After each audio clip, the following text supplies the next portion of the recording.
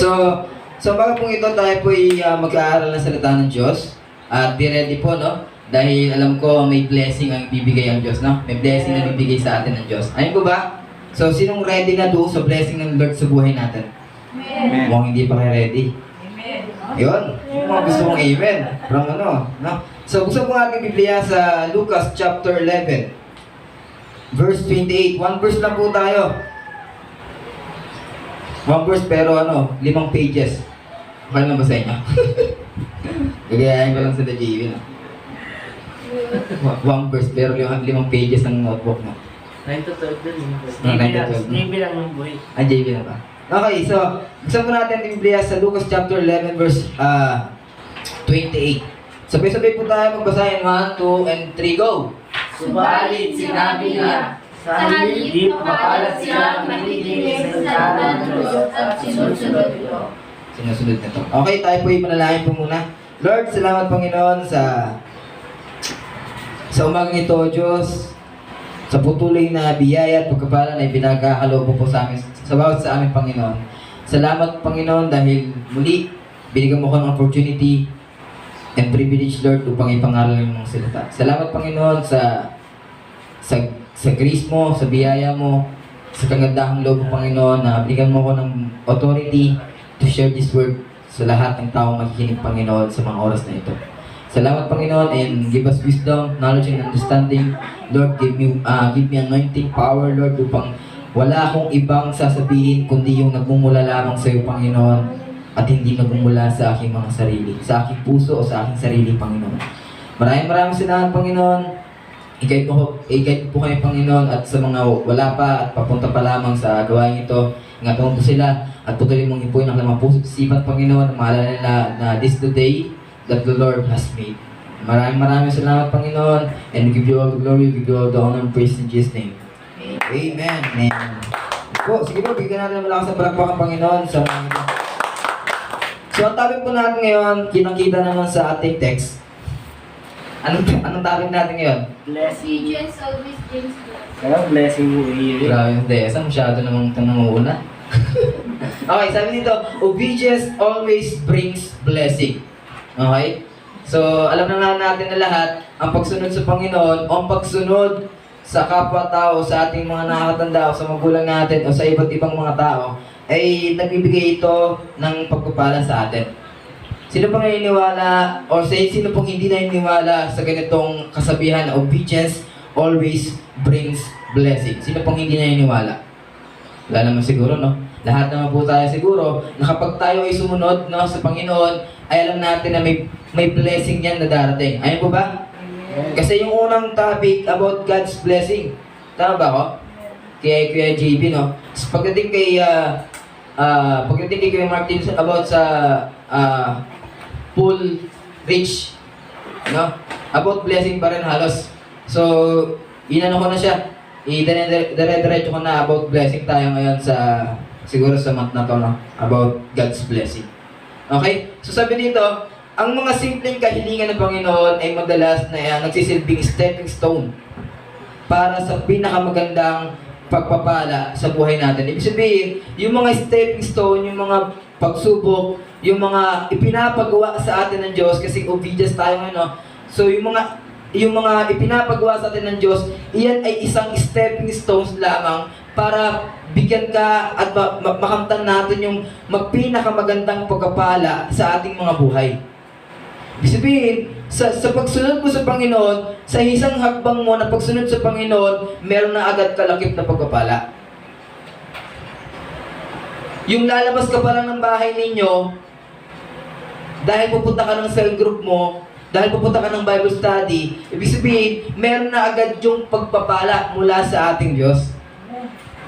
Ayun po ba? Naniniwala ba kayo na lahat tayo ay tinawag para pagpalain at tinawag ng Diyos para bigyan ng buhay na walang hanggan? Ayun po ba?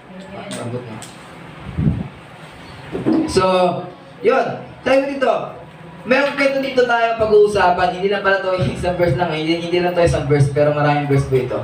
So, sabi nito, si Simon Peter illustrates what can happen when we say yes to Jesus. Ulitin ko Simon Peter illustrates what can happen when we say yes to Jesus. Ibig sabihin, kung titignan natin yung buhay ni Pedro nung siya'y tinawag ng ating Panginoon, kapag nagsabi tayo sa ating Panginoong Hesus na yes, Lord, makikita natin doon na anong mangyayari kapag sinabi natin sa Panginoon, yes, Lord. No? Yes, Jesus, susunod ako sa iyo. Yes, Lord, susunod ako sa iyo. So, anong mangyayari? Basahin natin to. Sa Luke chapter 5, verse 1 to 11. Luke chapter 5, verse 1 to 11. Alam ko itong story nito ay alam na ninyong lahat. Okay po ba? At ulit-ulitin po natin kasi nga sabi nga, ang Bible, kapag inulit-ulit, mas may intindihan ng lubos. Diba? So, basahin natin ng sabay-sabay. Pwede po ba? And 1, 2, 3, go. Samantalang, sinisik ni Jesus ng napakaraming mga tao. upang makinig na salita ng Diyos. Siya'y nakatayo sa tabi ng lawa ng Genesaret. Next. Verse 2. Nakakita siya ng dalawang bangka na nasa tabi ng lawa. Wala na roon ang mga mangingisda at naguhugas na ng kanilang mga lambat. Verse 3. Lumulan siya sa isa sa mga bangka na pag-aari ni Simon at hiniling sa kanya na ilayo ito ng kaunti sa lupa. Siya umupo at wala sa bangka ng turo sa mata. Verse 4. Nang matapos na siya sa pagsasalita, ay sinabi niya kay Simon, pumunta ka sa malalim at ihulog ninyo ang inyong mga lambat upang makahuli. 5. Sumagot Simon, Guro, sa buong damag ay magpapahal kami at wala kaming nahuli. Subalit dahil sa iyong salita ay ihulog ang mga lambat. Nang magawa nila ito, nakahuli sila ng napakaraming isda at halos masira ang kanilang mga lambat. 7. Kaya't kinuhayan nila ang mga kasamahan nila sa ibang bangka upang lumapit at tulungan sila. Sila'y lumapit at pinuno ng isda ang dalawang bangka, anupat sila'y nagpasimulang lumubog. Ngunit nang makita ito ni Simon Pedro, lumuhod siya sa pangalan ni Jesus na nagsabi, lumayo ka sa akin sapagkat ako'y taong makasalanan o Panginoon. 9. Sapagkat siya at ang lahat ng kanyang kasama ay namangha dahil sa mga isdang kanilang nahuli. Verse 10. Gayon din si Santiago at si Juan, mga anak ni Zebedeo, na mga kasamahan ni Simon, at sinabi ni Jesus kay Simon, huwag kang matakot, mula ngayon ay mamalakaya ka na mga tao. 11. Nang maitabi na sila sa lupa ang kanilang mga bangka, ay iniwan nila ang lahat at sumunod sa Kanya.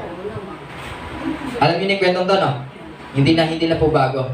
Ito ay lumang-luma na po sa atin. Pero sabi nga natin kanina, sa tuwing pinag-uusapan natin yung mga ganitong mga bagay at pinapaulit-ulit natin, may bagong revelasyon sa atin ng Panginoon. Ayun po ba? Hindi pwede uy, ito na naman, ayoko na ito, papalitan ko ulit. Ganun ako dati nung ako'y medyo pa sa pagiging Kristiyano ko. Kapag ako nag-devotion, kapag naulit-ulit yung aking pinasa, aalisin ko. So, iba Lord, yung maganda. Pipili ako. Pero ngayon, naiintindihan ko na kapag nagbabasa tayo ng Bible at kapag tayo nagde-devotion, kapag yun agad yung ibinigay sa'yo ng Diyos, i-grab mo. Kasi baka may revelasyon ng Diyos sa buhay natin. No? Kaya, ulitin natin to. Sabi dito, Simon Peter, ulitin ko sinabi ko nina, Simon Peter illustrates what can happen when we say yes to Jesus. Meron talaga mangyayari, kapatid. So meron tayong tatlong dapat nating isa-alang-alang ang tatlong mga kadahilanan kung bakit ang pagsunod ay kritikal sa matagumpay na buhay Kristiyano. So ito yung una nating isa-alang-alang, no? Isa-alang-alang na kadahilanan. Una, obeying God. Sabi dito, obeying God in small matters is an essential step in receiving God's greatest blessing. Ibig sabihin sa Tagalog, ang pagsunod sa Diyos, ito yung English Sa Tagalog, ang pagsunod sa Diyos sa maliliit na bagay ay isang mahalagang kakbang sa pagtanggap ng pinakadakilang pagpapala ng Diyos. Anong ibig sabihin yan, Kuya Ran? Or anong ibig sabihin yan, Ran? Ganito po yan. Yung simpleng pagpunta mo dito sa church, sa simpleng paglalakad mo papunta sa church, habang nag-drive ka ng motor, isang maliit na bagay lang yan para sa Panginoon, pero pinagpapala ka na ng Diyos. Nauunamaan po ba ako? Kahit na nandyan lang yung bahay ni nanay, Mama Pini at saka ni nanay, pero kapag pumunta sila sa simbahang ito at para makinig sa salita ng Diyos, maliit na bagay lang sa Panginoon, pero malaking pagpapala sa Diyos sa atin. Nakakuha niyo ba ba ako? Kasi sabi dito, yung small matters is unessential. Mahalaga sa Panginoon yan, mga kapatid. Yung pag-devotion mo, mahalaga sa Panginoon yan. Yung pag-pray mo sa Kanya every night and every day, mahalaga sa Panginoon yan. Is essential yan sa Panginoon. Para matanggap natin yung God's greatest things or blessing. Amen. Totoo yan, Nay. No? So, una, mabasa natin sa salita ng Diyos, sa kwento ni Simon Peter, na ito, sa verse 3. Ito yung pinakamaliit lang na utos ng Diyos kay Simon Peter, pero pinahalagahan niya at ginawa niya. Ito yung nakakabilib kay Simon Peter eh. Sabi dito, lumulan siya sa isa sa mga bangka sa pag-aari ni Simon. Actually, hindi lang po yung bangka ni Simon na nandun. Marami po. Di ba kasabi doon sa verse 9 or verse 8 ata, na tinawag ni Simon ang kanyang mga kaibigan o mga kasamahan na merong bangka din. Pero, alam niyo ba, sa dinami-dami mga bangka doon, ang pinili niya ay walang iba kundi kay Simon. Kapatid, ikaw si Simon. Pinipili pinipili tayo ng Panginoong Hesus sa umagang ito upang pagpalain ka niya. Natutuwa nga ako sa buhay ni Ate Eliza eh. Sabi niya sa akin, di ba, nung nagpatotoo siya nung nakaraang linggo, no? Sabi niya, pinag-pray namin nung Biyernes, nung prayer namin, yung cell group namin, tapos kinabukasan, nabenta agad yung aking mga sasakyan, tama ba Ate Eliza, no? Paano pa kay Kuya Toto, no? Mangyayari din yun. Nakakabenta din ng bahay yan. Kidney, bibenta lang. Ha? Kidney. Kidney. Mali pala yung bibenta, no? So, meron pang isang pagkabalay kay Ate Eliza, alam ko eh. Tama ba Ate Eliza, meron pang ba? Si Martin. Hindi ko alam eh, pero sabi niya kasi may another blessing dose na dumating sa buhay ni Ate Eliza. Baka naman, Ate Eliza, pangparada na dyan. Naka-Hilux na yan si Ate Eliza. Naka-ice cream daw yan. Dumikit tayo rito, dumikit. Walain mo yun? Dahil lang sa pagsunod ni Ate Eliza sa Panginoon, sa pagkinig lamang ang salita ng Diyos, pero grabe agad yung pagpapala sa kanya ng Panginoon. Grabe, no? Parang si Simon Pedro. Parang si Simon Peter. Sabi dito, at hiniling sa kanya ni Jesus. Si Jesus ang humiling sa kanya na ilayo ito. Kasi sumakay si Jesus sa bangka. No? Sumakay si Jesus sa bangka para mangaral ng salita ng Diyos. Kaya sabi dito ni Jesus, hiniling niya kay Simon, Simon, pwede mong pakitulak ng bagya. Ito, ilayo ito ng kaunti sa lupa. Siya'y umupo at mula sa bangka ay nagturo sa mga tao. Anong ibig sabihin? Anong ibig sabihin? Kung bakit pinalayo ni Jesus Christ yung bangka? Para makapagturo sa mga tao. Pero alam niyo ba, sa simpleng utos ng Diyos, ng Panginoong Yesus kay Peter na ito, na ilayo ang kanyang bangka, doon nagsimula na magbukas yung pagkapala sa buhay ni Pedro. Sabi dito, no, nais gamitin ng Panginoong Hesus ang bangka ni Pedro upang mangaral. Sabi pa dito, kaya itinulak ni Pedro ang bangka, ito ang unang pagsunod ni Simon. Kapatid, natatandaan mo ba yung unang pagsunod mo kay Jesus? Meron ka bang natatandaan na sa buhay mo, yung unang pagsunod mo kay Jesus? Ano nangyari? Yung ba yung naging pagbubukas upang pagpalain ka niya? O yun yung naging pagbubukas upang bigyan ka ng problema niya? Kasi sa buhay ni Peter, sa buhay ni Simon, no? Sa kaunting tulak lang na ibinigay o inutos sa kanya ng Panginoong Hesus, doon na nagbukas yung totoong Peter, yung totoong Simon. Di ba sanabi niya, hindi ka na tatawaging Simon. Ano ang tawag sa'yo? Peter. Doon nagbukas yun. Doon din nagbukas na doon siya makakita ng himala or kamangha-manga na kapangyarihan ng ating Panginoon. Sabi dito, sa pagtulak ni Pedro ay nagpapakita na hinahayaan na lang natin. Ang ibig sabihin po ng pagtulak ni Pedro doon sa bangka upang mangaral ang Panginoong Hesus, ang ibig sabihin po noon, hinahayaan ni Peter, hinahayaan ni Simon, okay? Hinahayaan ni Simon na, Lord, ikaw na lang ang bahala sa bangka ko at ang ibig sabihin kasi ng bangka doon is yung buhay natin. Ibig sabihin, kapag hinayaan natin si Jesus Christ, no? Kapag hinayaan natin si Jesus Christ na kumilos sa ating mga buhay, doon magbubukas yung pagkapala sa atin ng ating Diyos. Parang ginawa ni Peter, hinayaan niya. Sumunod na lang siya. Actually, wala siyang reklamo dito eh. Siguro kung tayo ay tao, tapos wala kang huli.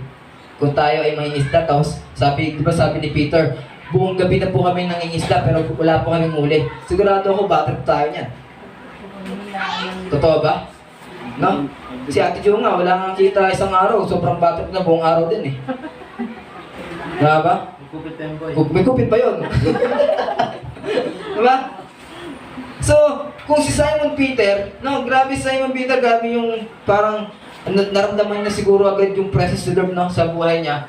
Kaya hindi siya kung ako yan siguro, kagamitin yung bangka ako, wala nang akong nahuli. Babatot naman to. Kung ako yun kung tao lang ha. Pero Simon Peter, ginawa niya talaga na tinulak talaga niya eh. Pinagamit niya talaga yung bangka niya eh. Sa mga oras na ito kapatid, pwede mo ipagamit mo yung buhay mo sa Panginoon. Sabihin mo, Lord, ikaw na bahala. Hinahayaan na kita, Panginoon, na siyang maging ikaw yung sumakay doon sa bangka o sa buhay ko. Kasi doon magsisimula yung pagbubukas ng pagkabala sa buhay natin. Ayun po ba? Amen. So, sa pagsunod ni Pedro, ito ang nagbukas o pagbubukas ng daan para sa isang pagbabago ng buhay. Maliit na bagay lang iniutos ng Diyos o iniutos ng Panginoong Hesus kay Peter. Pero ito ang naging dahilan para mabago yung buhay ni Peter. Kapatid, sa maliit na bagay na pagsunod sa Panginoon, isipin mo lagi, merong pagbabago sa buhay natin. Ayaw po ba? Amen. Merong ginagawa ang Diyos na pagbabago sa buhay natin. Kahit kuya Ran, yung kahit na aatin lang ako ng cell group, tapos aatin lang ako ng Sunday, aatin lang ako ng prayer meeting and mentoring. Maliit na bagay lang yun sa akin, pero sa Lord, malaking bagay po yun. Mahalagang bagay po yun. Ayun po ba? Sabi nga, di ba, lahat ng ginagawa natin sa Panginoon ay hindi masasayang. Kasi nga, lahat ng ginagawa mo sa Diyos, maliit man o malaking bagay para sa Panginoon, ay yan ay mahalaga sa ating Panginoon. Ibig sabihin, kung tayo ang gumagawa ng inuutos ng Diyos, tayo pa kaya, ako pa kaya, ikaw pa kaya, Ate Jo, tayo pang lahat, tayo ay mahalaga sa Panginoon. Huwag mong isipin na lagi na I am worthless. Ang ibig sabihin ng worthless, wala na akong kwenta. Walang halaga. Wala na akong halaga. Wala na akong silbi. Wala na Baka sabihin pa natin iba sa atin dito, wala na akong pag-asa. No. akong kain. Lord, wala na akong makain. Gutom na. No? No po, mali po kaisipan yon. Lagi-lagi mo isipin na mahalaga tayo sa harapan ng Diyos. Ano po ba? Huwag mo isipin na ganito na lang ako, hindi na ako mamumuhay sa magandang buhay. No. Hindi po yan yung plano sa atin ng Diyos. Anong plano ng Diyos? Prosperity. Anong plano ng Diyos? Future. Magandang future, tsaka mapag-asang future. Hindi po sinabi ng Lord sa atin na yung buhay hindi marinig, dyan na lang siya. Hindi po. meron pang ihigit to sa buhay ni Ate Mariby. Amen? Sila ay kwarto. Diba? Malaking kwarto, pero nag-iisa lang siya. May aircon, nag-iisang CR, pero nag-iisa lang siya. Malaki pa yung bibigay sa akin. Tapos may kakatok, merenda na po. Alis yan. Diba? Saan ka pa? No? Kaya, Laya ka na po. pwede pa yan, no? Kaya nga sa unang dapat nating isaalang-alang sa ating mga buhay is obeying God in small matters. Kapag sumunod tayo sa maliit na bagay sa Panginoon, isa na yung pinakamahalaga para ma-receive natin yung God's blessing sa ating mga buhay. Ayan mo ba? Maliit na bagay lang po yan. Paano pa kaya kung sa malaking bagay kaya sumunod sa Panginoon? Paano pa kaya? Sa maliit na katakot na niya. Diba? Kung sa malaki pa kaya, no? Paano pa kaya tayo pagkapalayan ng Diyos? Sabi nga ng Lord na walang kwarto, walang silid, no? Walang silid, walang CR na yung walang kakasya sa silid dahil sa matinding pagkapala ng Diyos. Parang sa buhay ni Ate Eliza, hindi na kasya ang kotse sa bahay niya. Diba? Grabe. Yung rep nila, hindi na kaya sa kanila. Kaya ibigay kay Martin yun eh. Tapos yung TV medyo malaki din. Pwede sa bahay namin, doon sa phase 3. Cavite. Sa motor pa, no? Dalawa yung motor nila. Grabe tayo magbabalan ni Ate Eliza, no? Dalawa motor. Grabe, no? Huwag na yung motor kasi lalayas lang yan. Ha? Ano na lang pala? Rep. Rep na lang, no? Hindi, joke lang, joke lang. So, kasi nakikita ko lang talaga yung pagkabala ng Lord sa buhay ni Ate Eliza. Simula nung dumating siya dito sa church natin, tapos nagkaroon pa ng sagot sa kanila. So, grabe yung blessing sa kanya ng Panginoon. Grabe talaga. Kaya, sa maliit na bagay na pagsunod niya sa Panginoon, merong mahalaga to sa ating Diyos. No? Mahalaga to at pinagkapala tayo nito. So, number 2, our obedience always benefits others. Ulitin ko our obedience always benefits others. Ibig sabihin, ang ating pagsunod sa Panginoon ay ang laging sabihin natin hindi naman lagi, parang mayroong din nakikinabang sa ating pagsunod sa Panginoon at yun ay ang ibang mga tao. Sabi dito sa verse 3. Verse 3 pa rin, sabi verse 3.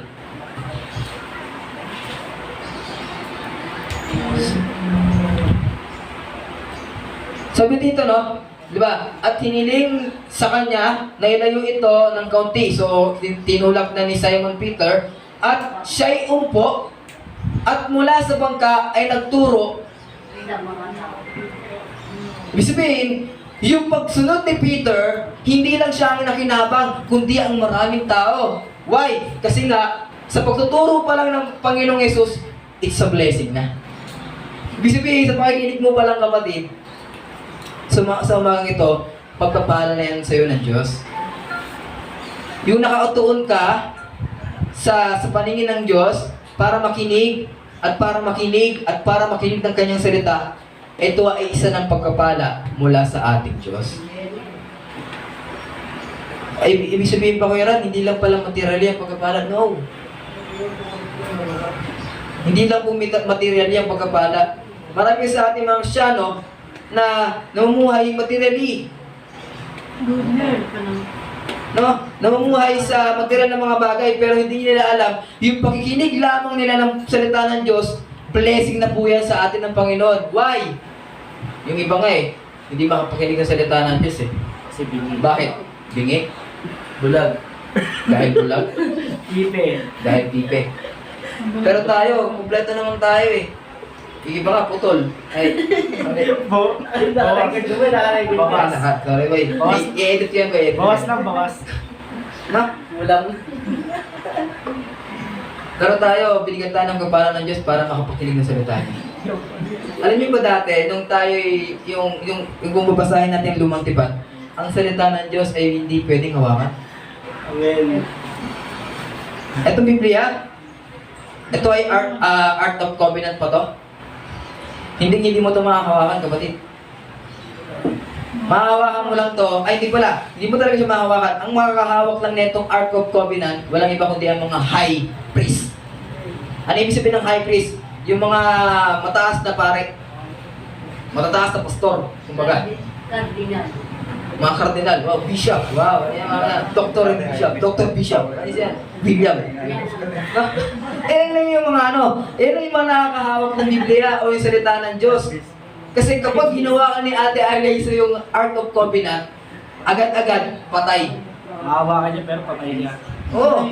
Lapit pa nga. Pero kahit nga lang itong laylayan ng ating damit, kapag nakipuin ito ng Art of Covenant, siguraduhin ko po sa inyo, patay talaga. Pero dahil sa pagkabala sa atin ng Diyos, nabasa na natin to, nahahawakan at napapakinggan. Amen.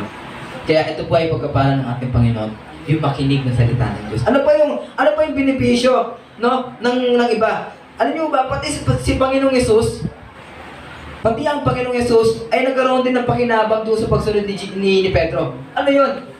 Tulad sinabi dito, umupo siya, siya umupo at mula sa bangkay nagturo sa mga tao. Alam niyo ba, hirap na hirap ang Panginoong Yesus na mangaral sa maraming tao kasi sa verse 1, basahin natin verse 1. Verse 1. Sabi dito, samantalang sinisiksik si Jesus ng napakaraming tao upang makinig ng salita ng Diyos. Mga kapatid, maging si Panginoong Yesus ay nakinabang doon sa pagsunod ni Pedro. Grabe, no? Ibig sabihin pala, sa pagsunod mo sa Panginoon, nakikinabang din ang ating Panginoon. Amen. Hallelujah.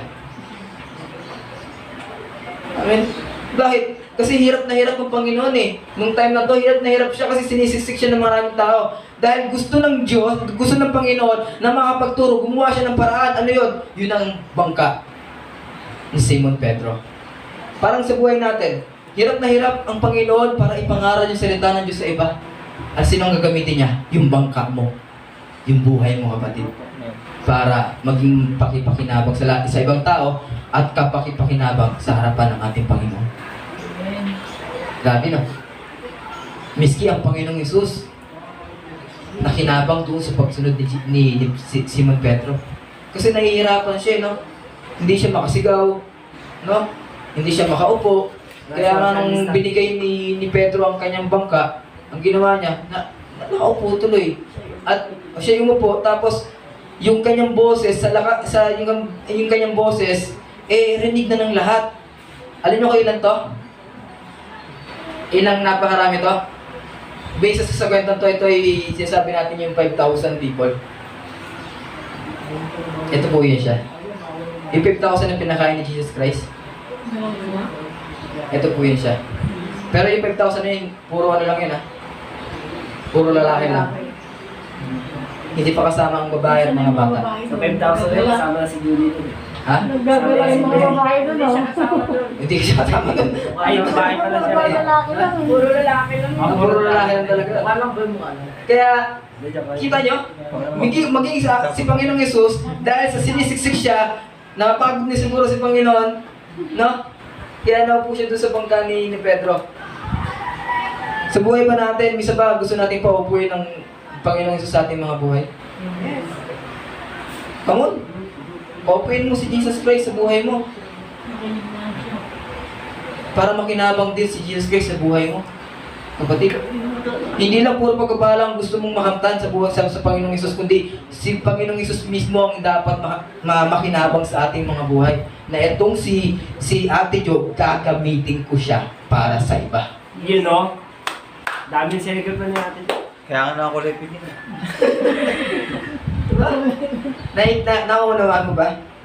Naunawaan ko lang. Sabi pa dito, at dahil sa pagsunod ni Pedro sa Panginoon, nagkaroon ng matinding pagkabala. Ano nyo ba dahil din sa pagsunod ni Pedro, ito pa yung benefits ng others of our obedience always benefits others. Ito pa, dahil sa pagsunod ni Pedro, nakita, o hindi pala nakita, na nagkaroon din ng pakinabang yung iba, yung kanyang kaibigan. Sabi sa verse 8 ata to, verse 9. Yung tinawag niyang kanyang mga kasamahan at tinulungan silang kunin yung mga isda. Siyempre, hindi kaya ni Simon Pedro yan na kainin lahat at ibenta lahat. Siyempre, merong katulong ng mga ito. Sabi dito, kaya kinawayan nila, uy, ang mga kasamahan nilang mga nasa ibang bangka upang lumapit at tulungan sila. Sila'y lumapit at pinuno ng isda ang dalawang bangka. Ano pat sila'y nagpasimulang lumubog. Mga kapatid, yung pagsunod natin sa Panginoon, hindi lang ikaw yung nagkakaroon ng pagkapala, kundi yung iba rin na tinuturuan natin ang salita ng Diyos. Amen. Kaya sabi dito, no, nagkaroon din ng pagkapala yung kanyang mga kasamahan o yung kanyang mga kaibigan doon sa isang pagsunod ng isang tao at walang iba kundi si Pedro. Ibig sabihin, kapag tayo sumunod sa Panginoon, kahit nag-iisa ka lang, kahit nag-iisa lang tayo na sumusunod sa Panginoon, ang makikinabang niya, marami. Parang ganito, ano-ano, sino-sino, unang-una pamilya mo. Kapag sumunod tayo sa Panginoon, lalo sa mga magulang, kapag ang magulang sumusunod sa Diyos, sumusunod sa Panginoon, ang makikinabang niya hindi lang magulang, kundi ang kanyang mga anak. Amen. Ayun ko ba? Yes. Kalahin mo yun, no? Sumusunod si Ate Eliza, tapos, pinagpapala si Ate Eliza, tapos, nakinabang din ang kanyang mga anak. Yan, nakasakay dito sa Hilux. Alis yan. Grabe, no? Ibig sabihin, nakikinabang din. Sino driver? Ha? Asawa niya. Hindi yung asawa niya. Hindi na nakinabang din ang asawa niya, no? Hindi nagsisimba yung asawa niya. Isa lang ang sumusunod sa kanilang pamilya. Ito ha, isa lang ang sumusunod sa kanilang pamilya. Sa pamilya Rubiego. Walang iba kundi si Ate Eliza lang. Pero sino na ikinabang sa pagkapala ng Diyos sa buhay nila? Buong pamilya niya. Sumasabi pa si Martin. Sumasabi pa si Martin. Nangihingi ba eh, no? Nangihingi pa. Nangihingi pa ng rep, no? Ako si Sakeo eh, tax collector. Di ba? Naunawaan niyo mo ba? Unang-una pamilya mo ang may kinabang doon sa pagsunod mo sa Panginoon. Pangalawa, malamang siguro yung kaibigan mo, kapitbahay mo. Pa-ice cream yung mamaya. Nakinabang lahat. Paano pa pala kapitbahay, di ba? Malabo. Tapos, higit sa lahat, yung ka-churchmate mo. Dapat inuna mo yung boy. Ayong unahin yung churchmate. Na? Mas nakikinabang din yung ka-churchmate mo. Kalahin mo yung tulad nito. Sa Ate Eliza pinagpala, pamilya pinagpala. Ngayon, mamaya, magpapa-ice cream siya, pinagpala din tayo. Hindi nakinabang din tayo ka-churchmate niya. Joke lang Ate Eliza, pero sana totoo. Baka sakali naman, no? So, ibig sabihin, lahat ng nasa paligid mo, once na kahit ikaw lang ang sumusunod sa Diyos, may pagpapala. Hindi lang sa'yo, kundi sa lahat ng nasa sakupan mo. Ayaw mo ba? Grabe, no? Isa lang ang ginawa ni Pedro. Ano yung ginawa ni Pedro? Sumunod. Walang excuses. Hindi siya nag-excuses. Hindi siya nag-excuse. Actually, nung mamaya tatalakayin natin yun, ha? Actually, may excuse talaga dito sa ano eh. Pero kaunti lang. Hindi yung excuse natin na ayoko. Sakit Kasi marami. Ha? Meron talaga excuse dito sa Pedro. Okay. Higit sa lahat, nasaksihan, ito pa. Isa pang benepisyo na nagawa, no, dahil sa pagsunod ni Pedro, ito pa. Higit sa lahat, nasaksihan ng maraming tao. Yung 5,000 people, nasaksihan nila. Ano yung nasaksihan nila? Yung kapangyarihan, yung supernatural natural power ni Jesus. Paano nila nasaksihan? Siyempre, akalain mo yun, sinabi na ni Jesus Christ na, sige, pumunta kayo sa malalim at ihulog niyo yung lambat. Ano nangyari? Pagka-ahon ng lambat, napakaraming isda. Sino sa atin, siyempre, ang hindi mamamangha sa ganong senaryo? Alam mo ba? Kung siguro sa time ni Jesus Christ, nandun tayo, no? Miski ako, mamamangha ako no? No? Doon sa napakaraming isda, no? Na ibinigay or yung power, yung anointing, yung presensya, yung pagpapala ng Diyos, no? Nakita talaga sa mata ng mata ng maraming tao na merong ginawang kamangha-mangha ang ating Panginoon. Ibig sabihin, kung ano yung kamangha-mangha na ginawa ng Diyos sa buhay natin lahat, makikita ng tao yan. At kapag nakita ng tao yung kamangha-mangha na ginawa ng Diyos sa ating mga buhay, susunod din sa atin. May Shopee! Ay, sorry. Sasay. No? Ay, yung order boy. May order pa boy, oh. Pizza yun, sigurado ako. Fix Max, tigisa daw tayo. Okay? So, naunawaan mo ba, our obedience always benefits others. Hindi lang ikaw kapatid, pati pamilya mo, kaibigan mo, ka-churchmate mo, kapitbahay mo, lahat ng pumapaligid sa iyo, pinagpapala ng Diyos once na sumusunod tayo sa ating Panginoon. Ayun po ba? So, number 3. When we obey God, aga ba ako Last na to last number na to Hindi, meron pa. So, when we obey God, ito po yung number 3. When we obey God, we will never be disappointed. Ito po, when we obey God, we will never be disappointed.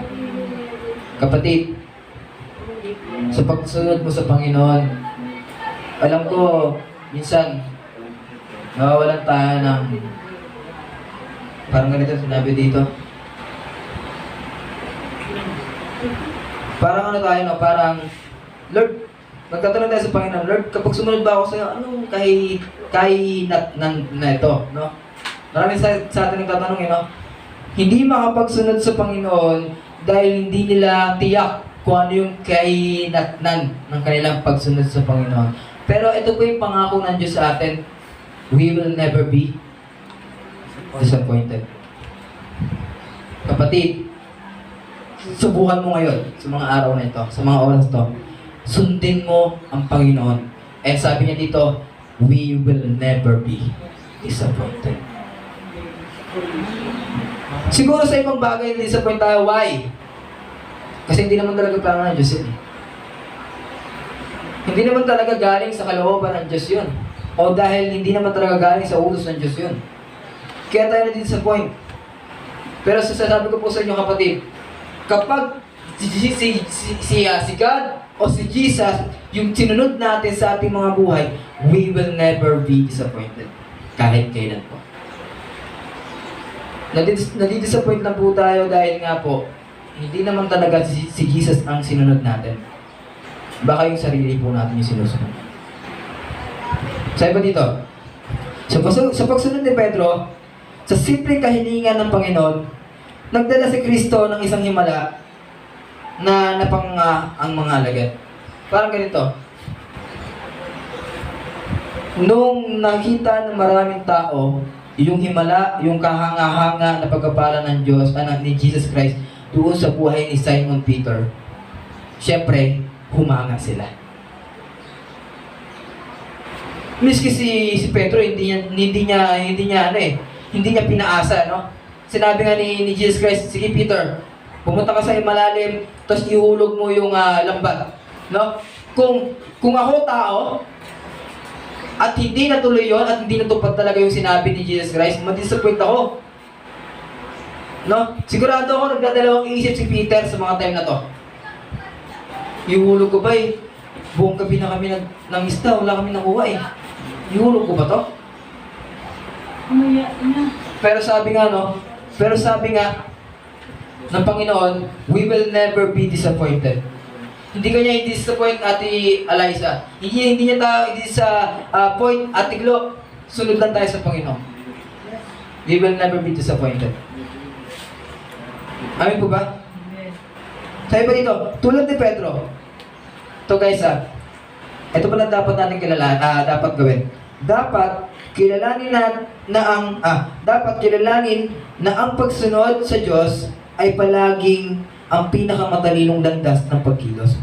Ibig sabihin, ang pagsunod sa salita ng Diyos at ang pagsunod sa Panginoong Yesus, yan yung pinakamatalinong pagkilos na dapat nating gawin. Kapag sumusunod ka sa Panginoon, ibig sabihin, yun yung tama. Pero kapag hindi ka sumusunod sa kalooban ng Diyos, yun yung mali. Kaya sinabi ni Ate Melody kahapon, Ran, paano natin malalaman yung kalooban ng Diyos? Paano natin makikita yung vision ng Diyos sa buhay natin? Walang iba kundi sa pagsunod sa pagsalita ng Diyos. Dito lang matatagpuan. Kasi nung nakaraan, ay nung unang panahon, no, sa panahon nila Moises, si Moises, nakausap niya ang Panginoon sa magitan ng puno na naglalagablag. Tama ko? Nakausap niya ang Panginoon. Sino pa? Si Abraham. Nakausap niya mismo face to face ang Diyos. Sino ba? Si Joseph, Moses. na anak ni Jacob. Saan siya kinausap ng Panginoon? Sa magitan ng Panaginip. panaginip. Moses. Pero tayo, walang panaginip. Minsan siguro, meron siguro, no? Siguro ibang mga tao meron talaga panaginip. Pwedeng makipag-usap sa ng Panginoon. Pero, ni face to face, hindi sa magitan ng puno ng mangga, para makabuhay. Hindi na yun. Saan kumakausap ang Diyos sa magitan ng Biblia? Dito natin makikita yung utos, yung plano, yung kalooban, yung vision ng ating Diyos. Ayaw mo ba? Kaya sa pagsunod sa salita ng Diyos, kapatid, yan yung matalinong pagkilos natin. Kapag sumusunod ka sa utos ng Diyos, yan yung pinakamatalino mong pagkilos. Pinakatama, pinakamaganda, pinakamaayos na pagkilos, no, sa ating mga buhay. Yung pagsunod sa Panginoon. Naunawaan po ba? Amen. Amen. And then marahil, ito na nga po yung tanong ko kanina, marahil marami sa atin nag-aalangan na sumunod sa Panginoong Diyos. Dahil takot sila, takot tayo sa mga kahihinatnan ng iyong pasya. Pero, ulitin ko kapatid, kapag ang salita ng Diyos ang sinunod natin, we will never be disappointed. Kaya ako sa buhay ko, hindi ako na-disappointed. Pero siguro ang Diyos na-disappoint sa akin. Pero ganoon pa man, dahil nga sa kagandahang loob ng Diyos sa buhay ko, pinagpatuloy ko. Lord, hindi na importante kung sino ako. Hindi na importante kung ano ako. Ang importante, sumusunod ako sa'yo. Mabuti ba na yun? Pahinga po. Totoo yan. Kasi na-realize ko na sino ako kung wala naman ng Diyos. Si Tata. No? Who am I? Ano siya? Si Tata. Si Tata. Kaya, hindi ko alam kung ano yung kahinat ng buhay ko. Or ano ang makakamtan ko kung susunod ako sa Panginoon. Hindi ko alam. Ang Diyos lang ang nakakaalam, kapatid. Kaya yung buhay ko, pinagkatiwala ko sa Kanya. Hindi ko, Lord, ikaw yung bangka ng buhay ko, ikaw na sumakay. Hindi ko kasi kaya no? Kung ako lang, hindi ko talaga kaya Hindi ko nga rin alam na bakit nagustuhan ako ng mga SAA. No? Tapos dumadami na kami sa AA. Wow, grabe. May invite si Ate Loribel kagabi, nung Biyernes, kanyang anak na kabataan. Wow. Tapos yung mga bata, nagsimula na kay Ate Julie. Wow. Dami din. Tapos, so ngayon Sabado, magsisimula naman sa tahanan ng kamag-anakan ni Kuya Martin. Wow. Tito Noel. Kamag-anak na Tito Noel. Kamag-anak dito. No? Tito lang. Lord, sino ako? Lord, sino ako? Para bigyan mo ganyang mga pagpapala, para bigyan mo ko ng mga ganyang task sa buhay. Sino ako, Lord? Pero ganun pa man, Panginoon, no? Ginawa ni Pedro, hindi siya nagtanong na, sabi nga ni Pedro dito, no? Lord, layuan mo. Lord, tumayo ka sa akin.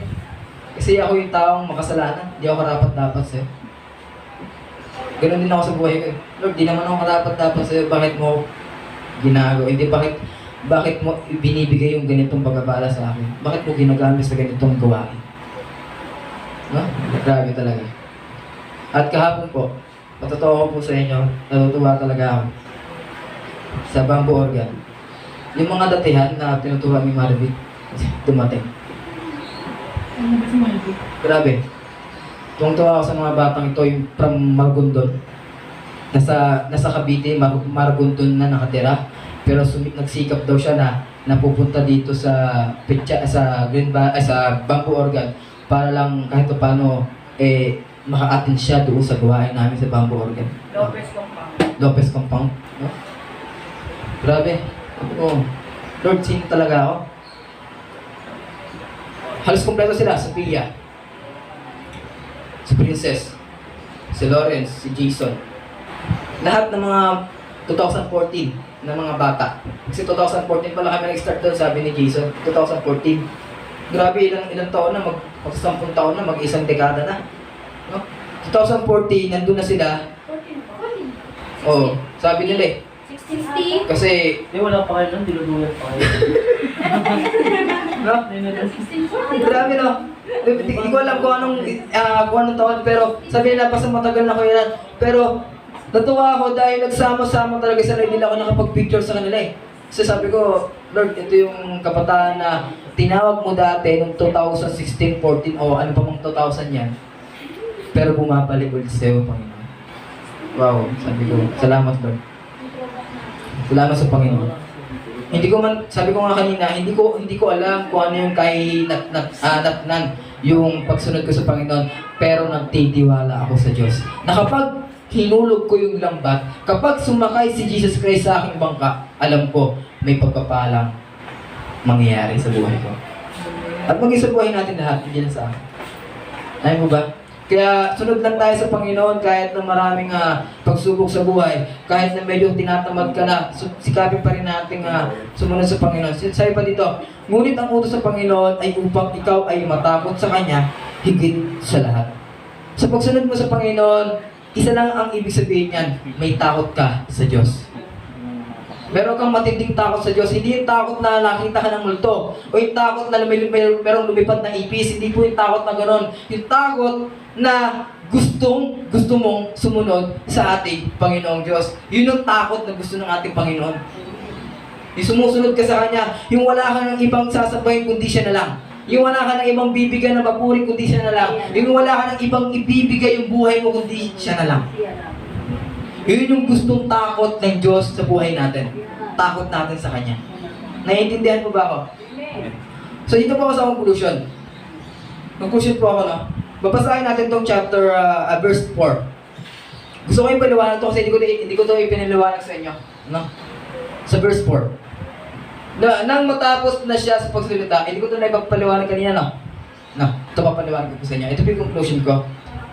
Nang matapos na siya sa pagsalita, ay sinabi niya kay Simon, pumunta ka sa malalim at ihulog mo, o ihulog ninyo ang inyong mga langbat upang makahuli.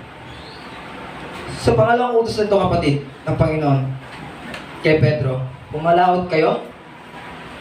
Anong ibig sabihin ng pumalaot kayo? Kumayo. Alam niyo na. Pumalaot kayo at ihulog niyo ang lambat. Ngunit sa pagkakataong ito, kapatid, no? Kung iisipin natin yung pagkaroon ng pagkatao lang natin, yung hindi tayo pagkabanal o pagka-Diyos, or basta yung hindi tayo puno ng pasensya ng Diyos at yung tao lang talaga, yung ugali ng tao lang yung ating naranasan. Siguro iniisip natin, paano ko ihulog yung lambat, wala nga akong mahuli buong gabi. Marami sa atin dito nag-aalangan, Lord, pinuntahan na namin yung bahay na yan, pero pinalis kami. Ano mo ba? Lord, iniwan na namin ng ilang taon yung Bamboo Organ. Pupuntahan ko ba ulit yun? Baka wala na yung mga tao dun. No? So, ganyan eh. Pero alam nyo ba, ano ang ibig sabihin ng pumalaot kayo? Ang ibig sabihin yun, pumayo tayo. Tama ba? Gamitin yung mga paa, gamitin mo yung bangka, yung buhay mo, para pumalaot. Okay? Okay. Tapos, ano ang ibig sabihin, ay sabihin pa dito lang, ang ibig sabihin ng pumalaot kayo, ay inuutusan tayo iutos na tayong gawin ang kanyang pinag-uutos. Gawin ang kanyang mga salita. Gawin ang kanyang mga sinasabi. Yun ang ibig sabihin ng pumalaot kayo. Hindi lang doon sa pumalaot na mga ngal ng salita ng Diyos, kundi lahat ng iniuutos ng Diyos mula sa kanyang mga salita. Yun ang ibig sabihin ay gawin natin lahat ito. Ano ito? Kuya Ran, napakarami. 10 utos pa lang, meron na. Sa pagbabasa ng Biblia, sa Joshua 1:8, meron na. Sa Joshua 1:9, magpakatatag kayo, meron na. Napakaraming utos ng Diyos sa salita niya. Kailangan natin gawin yan. Okay? Tapos, at ang ibig sabihin naman ng ihulog ang mga lambat. Mga kapatid, ito na po yung gusto kong ipaliwanag sa inyo lahat talaga. Ano ang lambat sa buhay na kailangan mong ihulog para makasunod ka sa Panginoon? Yung lambat kasi pwede yung trabaho mo. Yung lambat kasi pwede yung struggle dyan sa puso mo. Yung lambat kasi pwede yung school mo. O yung lambat kasi baka pamilya mo. O kaya naman yung lambat sa buhay mo para hindi ka makasunod doon sa kalooban ng Diyos at hindi mo maihulog yung lambat na yan, baka yung sarili mo. Kapatid, ano ang lambat dyan sa buhay mo? Ihulog mo na, kapatid. Ihulog mo na. Pero sa parang boy. Ha? Sa pakit. Pwede, boy. Oo, Pwede mo lambat, no? Ha? Hadlang? Yes. Ang ibig sabihin ng lambat, yan yung mga hadlang natin na pwede, na kailangan natin ihulog. Kapag inutos ng Diyos o ng Panginoon na ihulog mo. Kasi kapag inihulog mo yan, itinapon mo yung lambat na yan, pag-ahon yan, pagpapala. Ano nyo ba, nung inihulog ni Pedro yung lambat na yun, anong nangyari pag-ahon ng ganyan lambat? Napakaraming isda. Kapatid, yun lang at nay, balahan nay. Bilis yung nai. Kumakawala sa lambat. Baliena na nauli na eh, baliena. Pag na nahuli natin, Nay, malakas na. ulan tayo magamit sa lambat sa estero. Meron pa dito. Meron pa sinabi sa verse 2. Verse 2 naman. Basta About lambat pa rin, oh. About lambat pa rin. Sa kanan na. Ito about lambat pa rin. Sabi sa verse 2, nakakita siya ng dalawang bangka na sa tabi ng lawa. Wala na roon ang mga mangingisda at naghuhugas ng kanilang mga lambat. Anong ibig sabihin ng naghuhugas ng mga lambat? Baka busy ka. Naghuhugas ka. Baka tinatamad ka na kasi naghuhugas ka na kasi tapos na eh. Wala naman kami nahuli. Try again. Suko na. Suko na, parang ganun. Pwede namang ibig sabihin nito, baka busy ka doon sa gusto mong gawin sa sarili mo para hindi mo magawa yung pinag-uutos ng Diyos. Pwede yun, kasi naglilinis sila ng lambat eh. Busy sila eh. Kaya nga yung buhay nila, yung buhay nila oh. Ano ginawa sa buhay nila? Sa tabi ng lawa, wala na roon ang mga isda. Ibig sabihin, iniwan na nila yung buhay nila, bahala ka na dyan. No? Bahala ka na. Ako, mag-ano na ako, maglilinis na lang ako, no? Magtatrabaho na lang ako, gagawin ko yung career ko, no? Magpaparetoke ako para lang gumawa po ako at magkaroon ng malakas na kita sa pag-model. Ano nangyari? Nag-artista na ako. Wala siyang nahulog isda. Wala siyang name mo. Wala na ito pa. Panggero na ako. Diba? Tanggero na lang ako. Toto. Shoutout kay JB. Muna. Eh, yung ibig sabihin na naghuhugas na ng kanilang mga lambat, busy sila eh. Sobrang busy sila. Kaya nga hindi na magawa ni Martin na pumunta ng kaya Jomar. Busy. Ano sa handa? Mga bigyan. Dahil pagkain eh. Ay, hindi siya bang gano'n. Nahanap ko yun, boy. Naisip na boy. Paano pa naman parang pagpuna sa Sermon sa akin, kaya Tapos- isipin pa doon. Naman ba? Tataka nga ako eh. Nag-ano na nga ako, tawag nito na medyo nagaan na ako na tawag nito. Nagtatampo na. Hindi nagtatampo. Yung ano ba yun, yung Lasin. Nagagalit ka na. hindi ako nagagalit. Hindi. Mahal ko kayo. Mahal ko kayo. Kinakabahan ako yun. Kinakabahan ako. Alam niyo bakit? Alam niyo ba si Nanay Esther kahapon? Naglalakad na boy. Si Nanay Esther kahapon wala. Nung ako'y nagsalita na, ang sabi niya, Ate Jo, sinabi? Pogi ka. O, pogi. Kinakabahan na ako boy, baka palitan si Nanay Vita doon sa Cavite, baka si Nanay Esther na. Sabi niya, hindi ko alam eh, parang may sinabi parang pagkakaintindi ko, parang tama. May sinabi sabi ni Nanay Esther, tama ka. Ay sinabi ko kasi nung time na yun, na yung about sa kapag pinatukan ng bato, patuhin mo ng tinapay. Naunawaan niya sinabi ko na kapag pinatukan ng bato, iabot mo yung tinapay, ibigay mo yung tinapay para, kasi nga ang topic namin kahapon is about pag-ibig.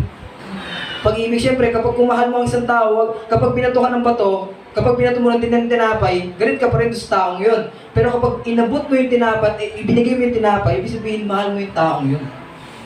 Sabi niya, tama ka. Tama. Yun, tama talaga eh. Amen. Amen. May tama ka. Ewan ko ba? Kaya kapatid na, sa pagsunod sa Panginoon, obedience always brings blessing. Ulitin ko ano man po yung lambat na meron ka ngayon, o yung hadlang sa buhay mo ngayon, para hindi mo masunod ang Panginoon, at para hindi mo matanggap yung great blessing ng ating Panginoong Diyos, ihulog mo. Itapon mo. Tapos yung bangka na meron tayo, yung buhay na meron tayo, hayaan mong pasakiyin si Jesus Christ at hayaan mong siya ang gumamit doon sa bangka o sa buhay mo ngayon. Naunawaan po ba ako? Amen. Ulitin ko obedience always brings blessing. Last verse. Sa Luke chapter, kanina, 11:28. Last chapter po tayo. Hindi sabi sa video. Aga daw. Ngaga, okay lang, para makapag-ML pa kayo. Nasabi dito, subalit sinabi niya, sa halip, mapalad silang nakikinig sa salita ng Diyos. Ngayon, mapalad kayo ngayon. Pero after nito, mapalad pa rin ba kayo? Malapad. Mapalad pa rin kayo kung sakaling Sumusunod. sinusunod ito. Ngayon, mapalad po tayo ngayon. Siguraduhin ko po sa inyo, lahat po tayo mapalad. Hindi malapad lang, mapalad. No? Pero, after ng pakikinig mo ang salita ng Diyos, kamusta? Sinusunod po ba natin? Ako sa buhay ko, para sa akin naman to, hindi akong ipagmayabang sa sarili ko, pero para sa akin lang na parang sinusunod ko na rin si Jesus Christ sa buhay ko. Ha? Ayoko kasing ipagmalaki sa sarili ko na sinusunod ko na si Jesus Christ. Kasi alam ko marami pa rin akong pagkukulang sa Kanya. Wala na. No? Marami pa rin akong pagkukulang sa Panginoon. Marami pa rin akong pagkakamali at nagagawa sa Panginoon. Pero sinisigaw ko pa rin sumunod sa Panginoon dahil yun ang pinag-uutos niya.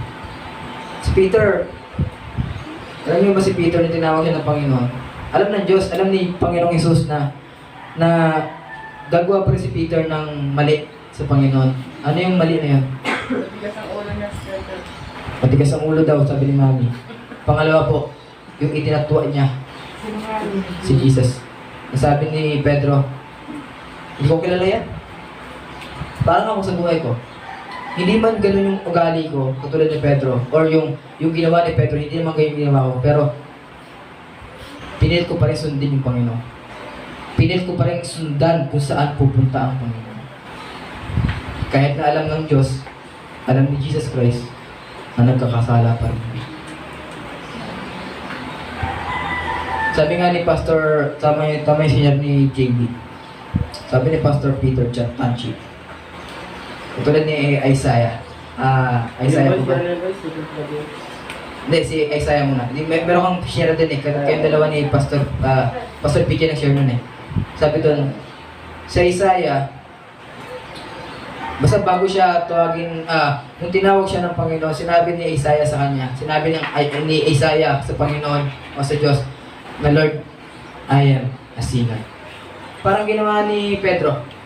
Lord, lumayo ka sa akin dahil ako ay makasalanan.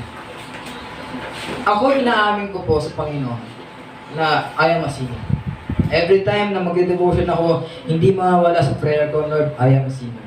Pero thank you, Lord, because of your grace, ginagamit mo ako sa ganitong pagkakataon.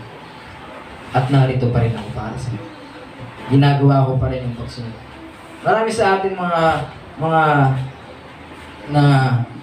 mga Kristiyano na madalas tayo na-disappoint sa ating mga sarili at na-disappoint din tayo sa iba. Pero huwag mong pansinin yung disappointment mo sa iba. Ang pansinin mo yung pagsunod mo doon sa Panginoon. Yun ang pansinin natin.